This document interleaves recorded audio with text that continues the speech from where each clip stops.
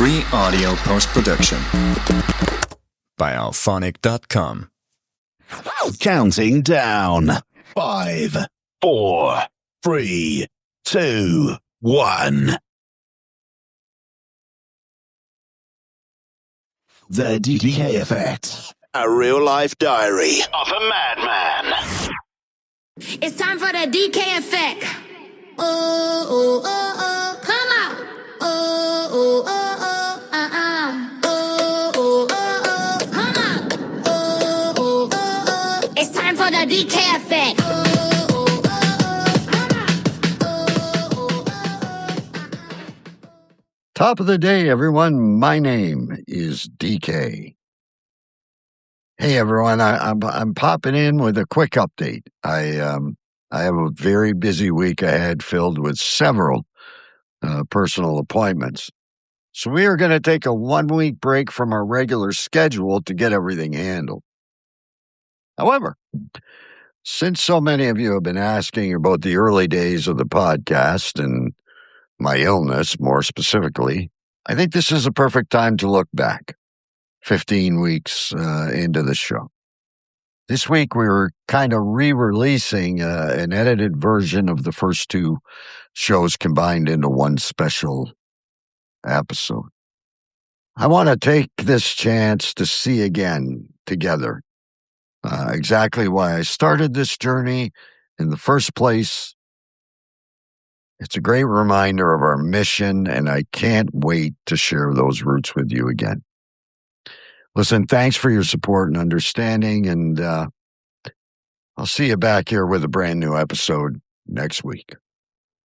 Until next time, I'm DK. October 2025. This chapter is not meant to be depressing in any way. It just is merely going to give us a starting point as we head on to bigger and better things.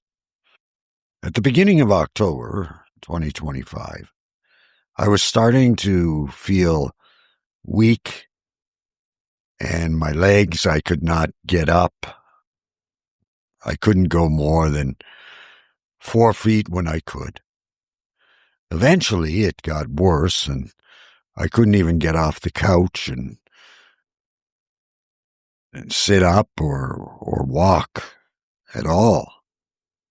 My wife urged me to go see a doctor and take an ambulance to the hospital and get myself looked at, but like any other man, I said, no, it'll get better.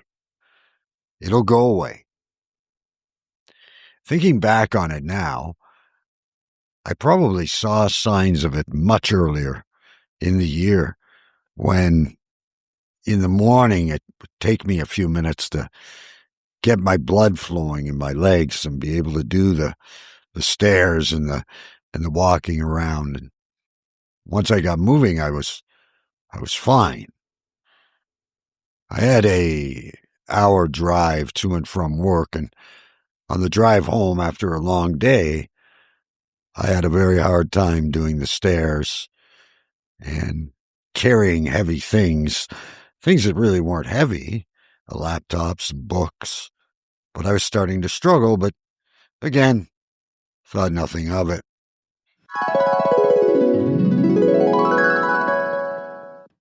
And when I think about it as well, we were on a trip to Cancun, Mexico in May, and it was a great time. It was a beautiful place, and the weather was wonderful. I took a fall on some cement. It wasn't stairs or anything. I just fell, cut my legs, scared the hell out of my wife. We all thought it was, the many, many tequilas, which aren't part of my life, thank goodness, anymore. Anyway, after that, I was having a very hard time walking and needed things to hold on to. If I started doing stairs around the resort, I needed something to hold on to, or one of those special disability ramps, and that was the only way I was getting around. We decided to go to the Mayan ruins one day, and I couldn't walk too far. It was a lot of walking. It was a very big place. Again, it was beautiful, but I needed to get back to the beginning and sit and have some more tequila. So then we went on a scuba diving trip, and I was unable to even get out of the boat, get into the water. I still enjoyed the ride and encouraged everyone else to go, and they had a great time and saw fish and whatnot. But again, I didn't notice anything. I had a hard time at the airport walking and yada, yada, yada.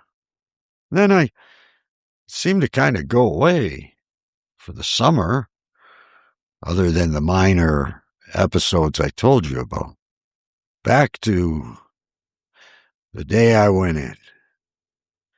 Well, the wife comes home and says, "You're having a tub?" And we're calling an ambulance. Of course, I couldn't get up the stairs, and I couldn't get in the tub, and I couldn't bath myself. My son carried me up the stairs and threw me in the tub. Didn't throw me, but felt like it. As they were washing me and dunking my head under water, I was hallucinating and was yelling, "Well, why are you throwing me in the lake? Just bring me back to where I was. I was comfortable. I was fine." Back down I go. They get me dressed, which at that point I couldn't even do myself either. The ambulance came and asked some questions and took blood pressure, threw me on the gurney, rolled me outside, gave me an IV. Sure, they were in communication with the hospital. Apparently, my hemoglobins and blood pressure was extremely low, right off the map. Got to the hospital, and they took me in right away, and it gave me a room. I think it was the overflow of the emergency. Well, that's when the fun began. EKG on my heart, IVs, blood transfusions, you name it. At one point I had I was still having minor hallucinations, and everyone was laughing at me. At that point, it was extremely touch and go. But obviously, we made it through. Now, the first hospital I was at was merely tests. There was no physiotherapy. They'd encourage me to get out of the bed, and they'd sit me in a chair, and I'd get tired of waiting in the chair and wanted to go back to my bed, and I fell. I was banned from getting up from the bed for a while, even though I was receiving no physio help at that point. Every test in the book was done. The doctor tried his best. CAT scans, ultrasounds, you name it. Every test. Another blood transfusion, IVs. They decided that there was something with my thyroid. I got thyroid medication. I got blood thinner because I had some clots. 2 of the 3 have healed. And then every time a test came back negative or everything is okay, I got another vitamin, which I'm still taking to this point.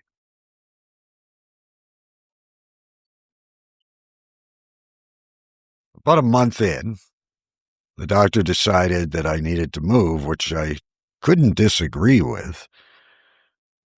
They were putting in for a transfer to a hospital where it specialized in physio. And I was not knowing what I was going to get into. But in a way, I was excited to get away from all these needles and tests at all hours of the night. It was a noisy hospital, too. It was supposed to be about a month before they'd be able to transfer me. And surprisingly enough, within about a week, they came in one day and said, "Okay, you're going to the other hospital." I phoned my wife, and she arranged a pickup because she wouldn't have been able to move me at that point. Went into the hospital, yada, yada. They reviewed my diet. They took blood work. I think I got interviewed by just about every person. Then they came in and did a test and tested all my muscles. My upper body wasn't bad, but was also very weak because this had taken a lot out of me. So the upper body muscles needed to be built up as well. The lower body, he had me roll the wheelchair into the hall, and I almost fell. Thank God he was there to catch me, or I might have broke a bone. Anyway. Then the magic started the next day. 2 hours of physio every single day, 5 days a week, weekends optional. When I first went in, I was skeptical. I wasn't sure what to expect. Very gradually, wiggled my feet, got me to bend my legs, got me to stand up with the wheelchair. And I was given a walker. I still couldn't go far. Slowly but surely, they built me up, telling me that celebrate each victory. Quite often I was given an exercise, and the first time I tried it, I couldn't do it. Well, sure enough, if you discipline yourself and stick to it, you're going to get it sooner or later. So I spent a month in there and took everything with a positive attitude. I actually look forward to the physio because there was people talking. I could people watch while I was doing my exercises. But don't get me wrong, my wife and my son would come out to visit me. My wife every day, spare a few. But she worked all day and would come at night for an hour. I'd be more worried about her being exhausted than myself. Anyway, by the time I was in the second hospital, I was in a good frame of mind. I was determined that I was going to get up and get moving and get walking. I would go in the following day, and my physiotherapist, I had two of them, would ask me if I hurt after yesterday, or how was I feeling after yesterday. I tell them I'm in dire pain, but I'm doing it anyway. I also volunteered to come in on the weekends, and I was going 7 days a week. And then we're rounding into Christmas. Christmas is not far away. About 2 weeks to go. I still have quite a bit of ways to get before they'll certify me, as they say, that I'm safe to go home. But that was the goal, to spend Christmas with the family and to get back home and continue my recovery there. So, anyway, by the time it came close and it was time to test, I was released on my walker so that I could walk around the hospital and go outside. It was cold out there, but get some fresh air anyway. So that part of it was done, and they did all these tests on me to see if I have improved or that I'm good enough that I could actually go home. Turns out I could. December 23rd was the day I would return home. The day I forgot to mention that even though I was seeing my family, 2 dogs that are very precious to me were waiting at home. It had been 2 months since I saw my dogs. Anyone that has pets understands the connection that's there. Was I excited? Absolutely. Was I nervous? No question. Was I determined? Yes, I was. Everything the DK Effect all in one place. www.thedkeffect.ca. All our social media links. Facebook, Instagram, TikTok, and YouTube. A library of articles that go into detail on subjects covered on the show. and other articles including mental health, personal growth, fitness, and success stories. An easy way to contact us with questions or if you want to share your story on the show. Yep, all of that in one place to assist you on your life journey. It all starts with taking the first step at www.thedkeffect.ca.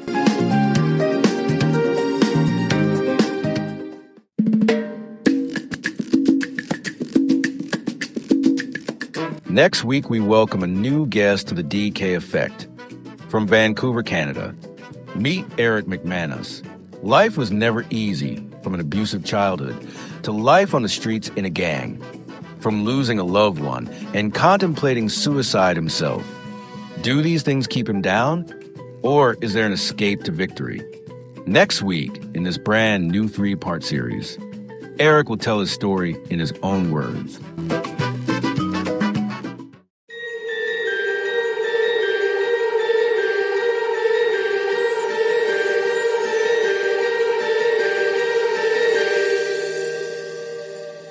So it was time to finally go home.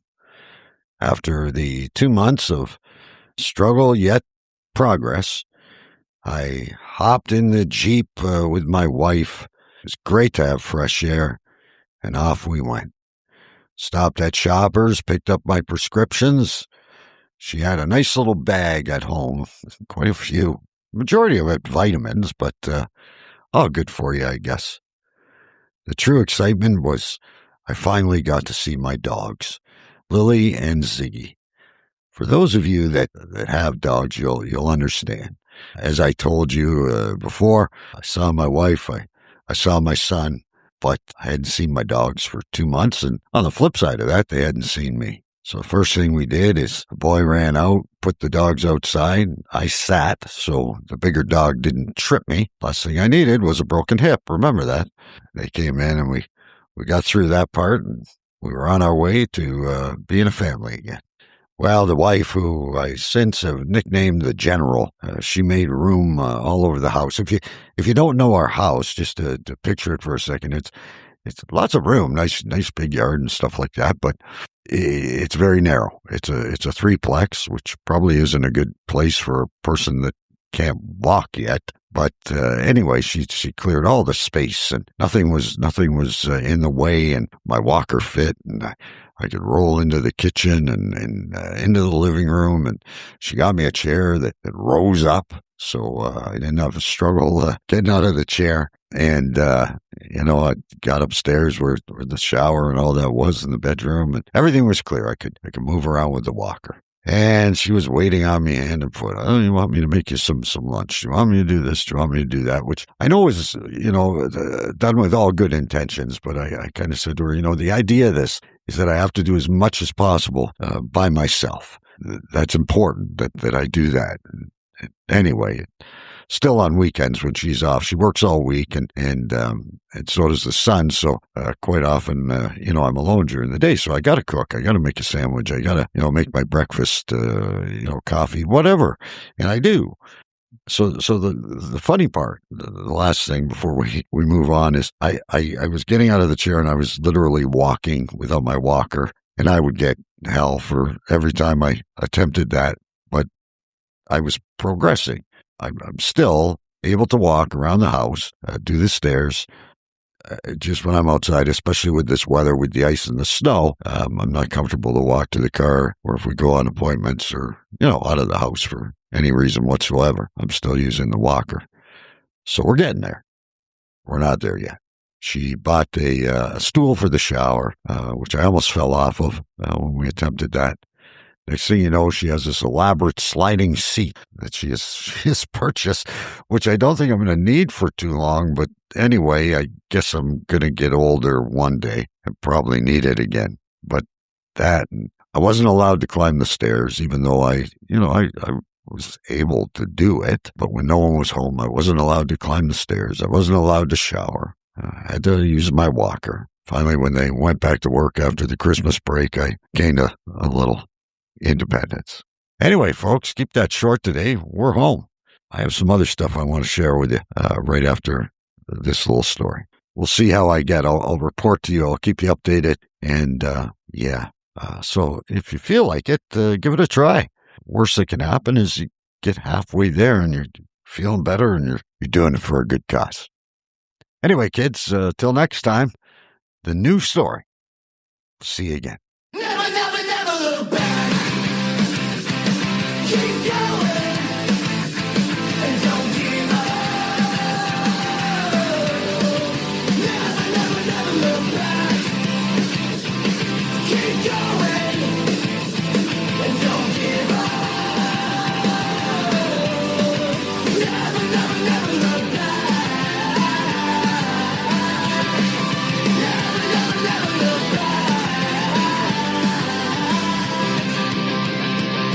Keep going and don't give up. Never, never, never look back. Keep going and don't give up. Never, never, never look back. Never, never, never look back.